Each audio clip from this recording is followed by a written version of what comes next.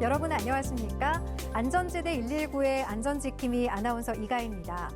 고속도로 2차 사고의 위험성이 높아지고 있어 주의가 요구되는데요. 지난 13일 밤 경기도 여주시 영동고속도로 원주 방면 강천터널에서 승용차 2대가 추돌해서 5명의 중경상을 입고 병원으로 옮겨져 치료를 받고 있습니다. 경찰은 4명이 탔던 승용차가 고장으로 고속도로 1차로에 서 있던 상황에서 뒤따라오던 승용차가 이를 피하지 못하고 추돌 사고를 낸 것으로 보고 있는데요.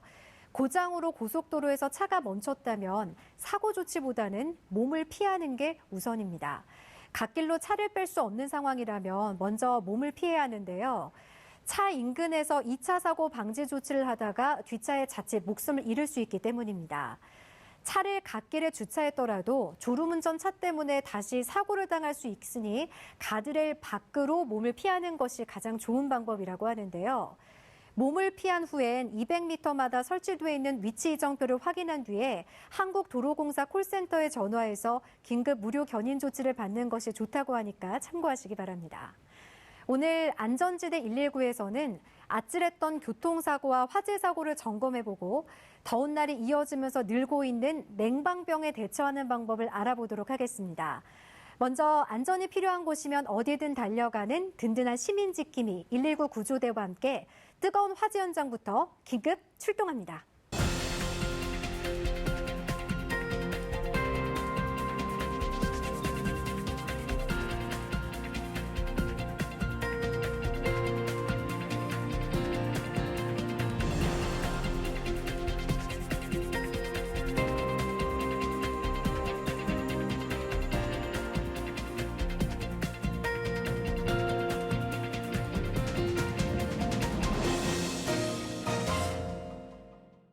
안전지대 119처럼 국민의 안전이 최우선인 전문가를 모셨습니다. 서울시립대 도시방재안전연구소 부소장 이영주 교수님입니다. 교수님 어서 오세요. 네, 안녕하세요.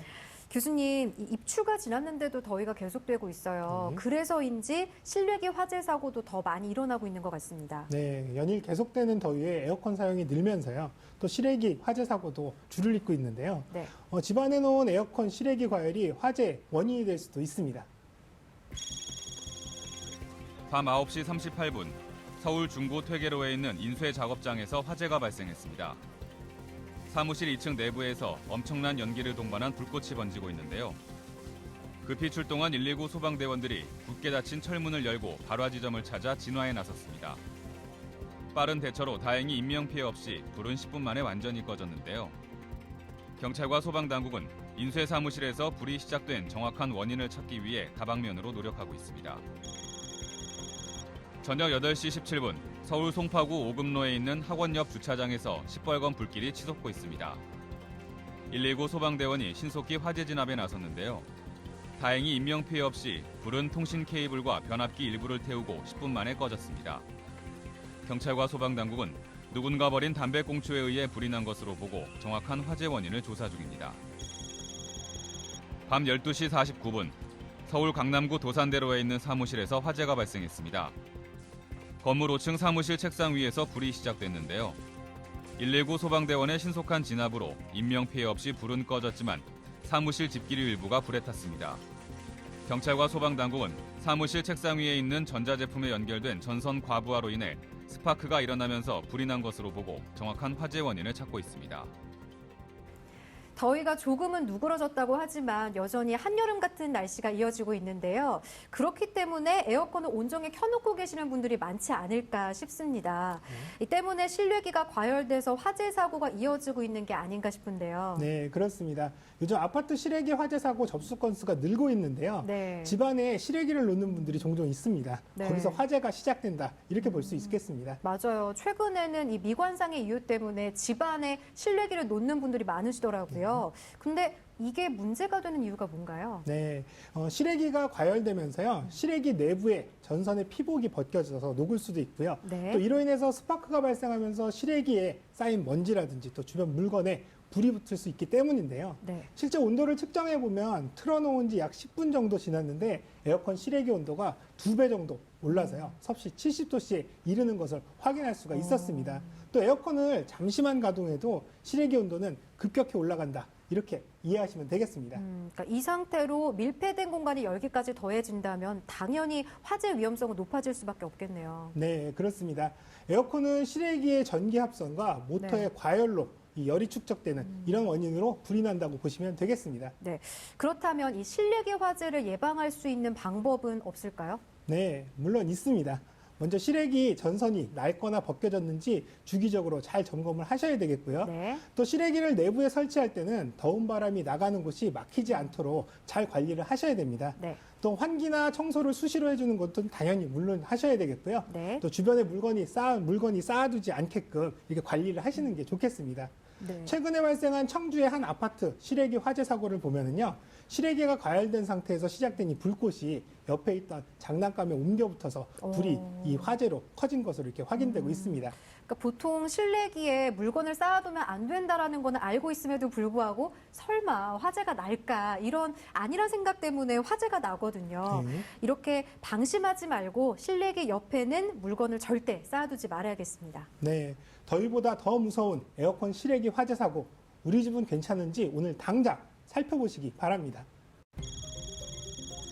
오후 4시 20분 서울 강서구 공항대로 염창역 앞에서 버스끼리 추돌하는 사고가 발생했습니다. 버스 정류장에 정차하려던 버스를 뒤따라오던 버스가 들이받은 사고인데요. 이 사고로 버스에 타고 있던 승객 5명이 다쳐 인근 병원으로 옮겨졌습니다. 경찰은 버스끼리 추돌한 정확한 사고 경위를 다방면으로 조사하고 있습니다. 저녁 6시 7분 서울 구로구 9일로에서 운행 중이던 마을버스에서 불이 났습니다. 주행 중 버스의 엔진이 과열되면서 엔진 주변의 오일 찌꺼기에서 불꽃이 일어나 화재가 발생했는데요. 다행히 인명피해 없이 불은 10분 만에 꺼졌습니다. 밤 11시 4분 서울 용산구 강변북로 구리 방향에서 차량이 화염에 휩싸이는 사고가 발생했습니다. 차량 정체로 서행 중이던 스포츠카 엔진 아래에서 불길이 솟았는데요. 차량 운전자는 미리 대피해 다행히 인명피해는 없었으나 차량 점검의 중요성을 일깨운 위험한 사고 현장이었습니다. 더위가 계속되면 특히 더 신경을 써야 되는 게 바로 차량 관리인 것 같습니다. 그런데 이 관리에 소홀했다가 대형 사고를 당할 수가 있다면서요. 네, 그렇습니다. 더위에 타이어나 브레이크에 문제가 생길 수가 있는데요. 관리를 제대로 하지 않으면요, 네. 대형 사고로 이어질 수도 있어서 예방이 아주 중요합니다. 그럼 이 차량 관리를 소홀히 할 경우에 어떤 위험에 빠질 수 있나요? 네, 실제로 이런 타이어를 제대로 확인하지 않은 경우 또 네. 안일하게 이렇게 운전을 하다가 고속도로에서 타이어가 터졌다 이런 경우를 발생했을 때 굉장히 끔찍한데요. 네. 차는 중심을 잃고 어떤 사고를 낼지도 모르는 이런 상황이 네. 되는데요. 실제 지난달 타이어 파손으로 인한 긴급 출동 건수는 작년 이맘때보다 10% 이상 늘었습니다. 여름철 타이어 관리에서 가장 중요한 거는요, 네. 공기압을 평소보다 10% 정도 더 높이는 것인데요. 타이어 공기압이 낮은 경우에 뜨거운 지면에 닿는 면적이 넓어지는 데다가 또 열을 받은 타이어가 변형이 돼서 이렇게 물결처럼 울렁거리는 소위 스탠딩 웨이브 현상이 일어나서 파손의 위험이 그만큼 커진다고 생각하시면 되겠습니다. 네. 타이어 상태를 수시로 체크해야 된다는 거는 알고는 있었지만 이렇게 막상 닥치지 않으니까 역시 괜찮을 거라는 생각을 하게 되는데 그렇게 아니란 생각을 하면 절대 안 되겠습니다. 사고는 언제 닥칠지 모른다는 생각을 항상 해야 될 것 같아요. 또 얼마 전에 부산에서도 차량 결함으로 인한 안타까운 사고가 있었죠. 제동장치 불량 때문이라고 들었는데 그 사고는 어떤 경우인가요? 네, 부산 일가족 사망 사고 참담한 그 자체였는데요. 네. 그만큼 브레이크 점검도 중요하다는 말씀을 드리고 싶습니다. 네. 보통 브레이크 오일은 230도 정도까지는 버틸 수가 있는데요. 네. 여름철 주행 시에는 이 브레이크액의 온도가 250도에 육박할 정도로 뜨거워지기 때문에 오일을 제때 갈지 않으면 차가 서지 않을 수도 있습니다. 네. 근데 보통 타이어나 냉각수는 점검을 잘하는데 이 브레이크 오일은 간과하는 경우가 많잖아요. 브레이크 오일의 중요성을 좀 다시 한번 짚어주시죠. 네, 더운 날씨에 수분이 들어간 브레이크 오일이 이렇게 끓게 되면은요, 네. 이 브레이크가 제대로 작동을 안 하는 경우가 많은데요. 그러면 바로 대형 사고로 이어질 수 있습니다. 네. 보통 4만 킬로미터 정도 주행을 한 뒤에는 반드시 브레이크 오일을 교환하시기 바랍니다. 그리고 타이어는 생산한 지 5년이 넘지 않은 제품을 사용하는 것이 좋겠습니다. 네. 괜찮겠지 하는 안전불감증이 돌이킬 수 없는 사고를 낸다는 사실 꼭 명심하시고요. 더운 날씨에 내 차는 잘 버티고 있는지, 어디가 아프지 않은지 세세하게 살펴보시기 바랍니다. 건강한 차량이 우리 가족을 지켜준다는 사실도 꼭 명심하세요. 오전 11시 21분 서울 용산구 이촌로 경의중앙선 기차선로에서 사고가 발생했습니다. 주행 중이던 택시가 선로 경계 펜스를 들이받고 2m 아래 경사로로 추락했는데요. 이 사고로 택시기사와 승객이 골절과 찰과상을 입고 인근 병원으로 옮겨졌습니다. 경찰은 갑자기 택시가 펜스를 들이받은 정확한 원인을 조사하고 있습니다. 오후 2시 4분 서울 서대문구 모래내로 공사장에서 리모델링 중인 건물이 붕괴되는 사고가 발생했습니다. 바닥을 평평하게 하는 작업을 하던 중 갑자기 붕괴된 건물에 일하던 인부 한 명이 매몰됐는데요. 200명이 넘는 인원이 구조 작업을 펼쳤지만 안타깝게 사망했습니다. 119 구조대는 또 다른 피해를 막기 위해 사력을 다해 구조 작업을 이어갔는데요. 더 이상의 사망자는 발견되지 않았지만 2명의 추가 부상자가 발생해 인근 병원으로 긴급 이송됐습니다.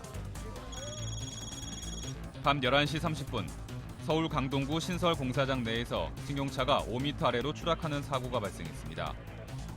119 소방구조대가 급히 크레인을 이용해 운전자를 구조했는데요. 이 사고로 승용차 운전자는 목과 허리를 다쳐 인근 병원으로 옮겨졌습니다. 공사장 추락 붕괴 사고, 근본적인 대책이 필요해 보입니다. 교수님, 이 공사장 곳곳에서 일하던 근로자가 추락하는 사고가 빈번하게 일어나고 있습니다. 안전관리에 소홀해서는 안 될 것 같은데요. 네, 지난 12일 천안 오피스텔 신축 공사장에서 네. 사다리 차에 타고 있던 인부 3명이 추락을 해서요. 2명이 숨지는가 하면 또 서울 서초구의 한 건물 철거 현장에서도 작업하던 근로자가 지상 1층에서 지하 3층으로 추락해서 중상을 입는 사고가 있었습니다. 그러니까 잇따른 공사장 추락 사고에 대한 대책이 좀 필요해 보이는데요. 네, 공사장 안전사고는 비단 어제 오늘 일만의 일은 아닌데요. 네. 그럼에도 불구하고 끊임없이 반복적으로 일어나고 있어서 안전관리에 더욱 신경을 써야겠습니다. 보통 추락사고 하면 건물 외벽 페인트 칠을 하다가 네. 안전줄 연결고리가 풀리거나 또 사다리 차를 이용해서 외벽 청소 작업 도중에 운반구 체인이 끊어져서 사고를 당하는 경우가 많습니다. 네. 또 엘리베이터 작업 도중에 발 받침대가 무너지는 경우가 발생하기도 했고요. 네. 근데 이런 추락 사고는 조금만 안전에 신경을 쓴다면 일어나지 않을 사고가 아닐까 싶은데요. 안전관리 예방 수칙 꼼꼼하게 다시 한번 짚어보죠. 네, 공사장 추락 사고가 잇따르면서요. 소방당국은 공사장을 찾아 현장 안전 관리자와 인부들을 대상으로 안전사고 예방 교육을 벌이고 있는데요. 네. 작업자는 안전모와 안전화 등 안전장비를 반드시 갖춰야 하고요. 또 작업 전에는 안전줄이라든지 안전고리 결속을 반드시 해야 합니다. 네. 또 그리고 집안에는 이상이 없는지 주기적으로 또 잘 살펴봐야겠고요. 네. 또 공사장에도 안전 난간, 또 추락 방지망 등 이런 안전 설비를 꼭 설치해서 사고를 미연에 방지해야겠습니다. 네. 추락 사고는 났다 하면 부상 정도가 심하거나 심하면 사망까지 일어나는 경우가 많기 때문에 안전에 특히 신경을 써야겠는데요. 나는 아니겠지 하는 아니란 생각은 절대 버려야겠습니다.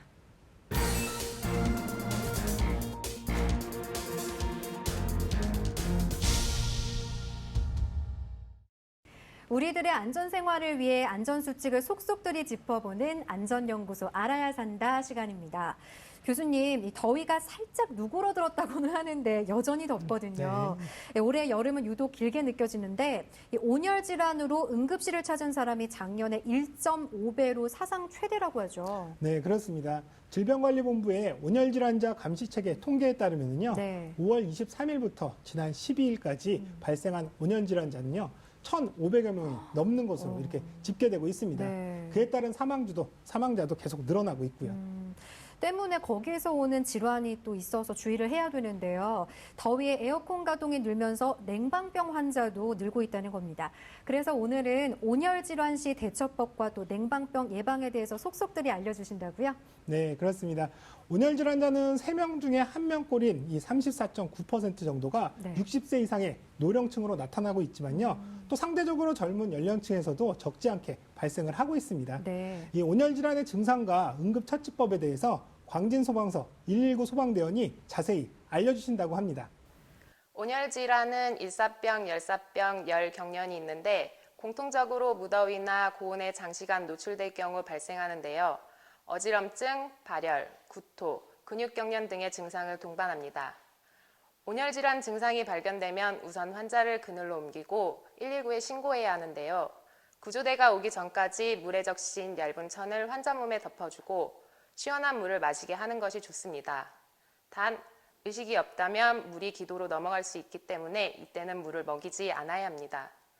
폭염은 누구에게나 영향을 줄 수 있지만 65세 이상 노인, 어린이, 심내혈관 질환자, 병원의 처치를 받고 있는 질환자가 더 취약하므로 주의해야 합니다. 온열 질환에 걸리지 않으려면 한낮 야외 활동은 피하고 물을 자주 드셔야겠군요. 특히 어르신들은 조심하셔야겠고요. 근데 이렇게 덥다 보니까 냉방을 안 할 수가 없잖아요. 네, 그렇죠. 뭐 집이고 사무실이고 카페고 실내 어디서나 에어컨을 안 틀 수가 없는데 이 때문에 냉방병 환자도 늘고 있다고 하는데 냉방병 증세는 어떤가요? 네, 얼핏 여름 감기와 그 증세가 비슷해서요. 네. 착각하시는 분들도 굉장히 많으실 텐데요. 냉방병의 증세에 대해서 자세히 알려드리겠습니다. 네, 냉방병은 실제 병은 아니고 의학적으로 뚜렷하게 정의 내릴 수 없는 일종의 증후군인데요. 여름철 더운 외부 온도와 냉방된 실내 온도 차이에 신체가 적응하지 못해서 생기는 것으로 생각되고 있습니다. 여름이 되면 우리 몸은 수능이라는 것을 하게 되는데 온도에 적응하는 이 과정은 1, 2주 정도의 시간이 소요됩니다. 그런데 무더운 날씨에 에어컨을 과도하게 사용하면 자율신경계가 수능의 과정을 완전하게 마칠 수 없어서 이 과정을 반복해야 합니다. 이러한 지속적인 수능 과정이 자율신경계에 무리를 줘서 냉방병이 나타나게 되는데요. 증상으로는 가벼운 감기, 두통, 근육통, 피로, 소화불량 등의 증상이 나타나게 됩니다. 온도 차이뿐만 아니라 냉방기에 의해 낮아진 습도가 호흡기 증상을 유발할 수도 있고 냉각수에 서식하던 레지오넬라균에 의해서도 독감과 같은 증상을 유발할 수 있는데요. 고열이 나면 반드시 의사와 상담하시는 게 좋겠습니다. 사실 냉방병은 감기와 증세가 좀 비슷하다 보니까 저만 해도 감기약을 복용하면서 그냥 버티는 경우가 많거든요. 근데 감기와 차이가 있네요. 네, 그렇습니다. 냉방병은 에어컨 냉각수 속에 있는 균 때문에도 걸릴 확률이 있거든요. 네. 그래서 소화불량이라든지 복통, 또 설사와 같은 증상이 있다 싶으면은요, 네. 냉방병을 먼저 의심해 보셔야 되겠습니다. 그렇다면 이런 냉방병을 예방하기 위한 방법이 있을까요? 네, 더위를 이겨내라 라는 말씀을 먼저 드리고 싶은데요. 네. 냉방병을 예방하기 위한 수칙 자세히 알려드리겠습니다. 네, 냉방병은 특별한 치료법이 존재하지는 않고 내부와 외부의 온도 차이를 줄여주는 것만으로도 치료 효과가 있습니다. 온도 차이가 5도씨를 넘어가면 우리 몸은 바뀌는 온도에 적절히 대응하기가 어렵기 때문에 냉방기를 사용할 때 외부와의 온도 차이를 5도씨 이내로 하는 것이 좋겠고 1시간에 한 번씩은 가동을 중지하고 2시간에 한 번씩은 환기를 해주고 1, 2주에 한 번씩은 필터 청소를 꼭 해주는 것이 좋겠습니다. 만약 위에 언급한 증상들이 일상생활에 불편을 준다면 각각에 대해서 대증적으로 치료할 수 있겠습니다. 하지만 말씀드린 대로 고열이 나고 증상이 지속된다면 반드시 의사와 상담하시는 것이 좋겠습니다. 역시 냉방병을 예방하는 방법에는 조금은 덥게 생활해야 된다는 사실에 변함이 없네요.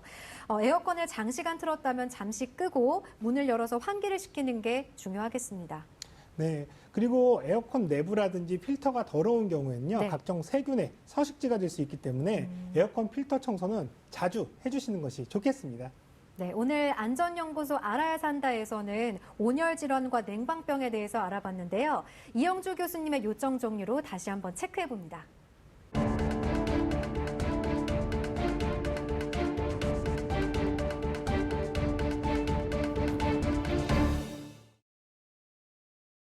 온열 질환과 냉방병에 대해 다시 한번 짚어드립니다. 한낮 기온이 30도 이상 치솟을 때에는 야외 활동을 자제하시기 바랍니다. 열탈증과 경련, 발열, 어지럼증과 같은 온열 질환에 걸릴 수 있기 때문인데요. 온열 질환에 걸렸다 싶으면 빨리 그늘로 몸을 옮기고 119에 신고함과 동시에 물에 적신 천으로 몸의 온도를 떨어뜨리십시오. 또한 물을 많이 마시는 것도 중요합니다. 온열 질환 못지않게 냉방병 환자도 늘고 있는데요. 냉방병은 감기와 다르게 복통, 근육통, 설사, 소화불량 등 위장 증상이 나타날 수 있습니다. 따라서 장시간 에어컨을 가동했다면 잠시 끄고 문을 열어 환기시키기 바랍니다. 또한 에어컨의 적정 온도는 26도씨 이상으로 유지하도록 하고요. 냉방병에 걸렸다면 따뜻한 수건으로 찜질을 하는 것도 도움이 됩니다. 간혹 냉각수 속에 있는 레지오넬라균에 의한 냉방병에 걸릴 수도 있으니 에어컨 필터 청소도 잊지 말고 자주 해주시기 바랍니다. 유독 길게 느껴지는 여름 날씨입니다. 30도가 웃도는 한낮에는 야외 활동은 가급적 삼가하시고요. 조금은 더운 듯 싶은 실내 온도를 유지하면서 건강을 지키시기 바랍니다.